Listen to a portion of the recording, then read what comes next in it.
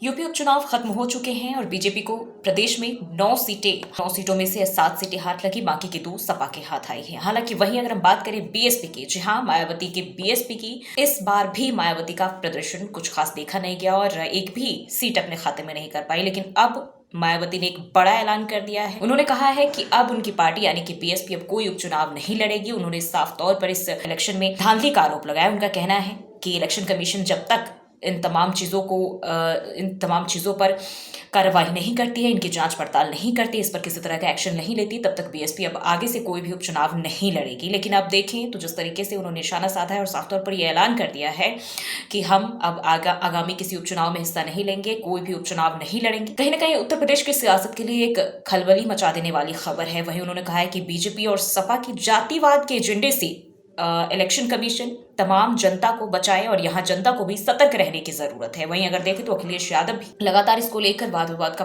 पलटवार जारी है और उन्होंने ये भी कहा है कि फिलहाल जो संभल में जो कुछ भी माहौल खराब हो रहे हैं, उपचुनाव की बात करें, उपचुनाव में जो बूथ पर मतदान किए गए हैं वो सभी बीजेपी के आदमी थे। पीडीए को हराने का फॉर्मूला पहले से ही तय कर लिया गया था, स्क्रिप्ट लिखी गई थी जिसके तहत पीडीए को हराया गया है। और साथ ही साथ अखिलेश यादव ने यह भी कहा कि बीजेपी छल कर रही है और यही वजह है कि उन्होंने फर्जी मतदान करके फर्जी वोट डालकर जीत हासिल की है। और सपा को हराया गया है जानबूझकर, फर्जी मतदान के जरिए ईवीएम में गड़बड़ी थी। इलेक्शन कमीशन की ओर से कहीं ना कहीं लापरवाही के आरोप अखिलेश यादव ने उपचुनाव को लेकर लगाए हैं।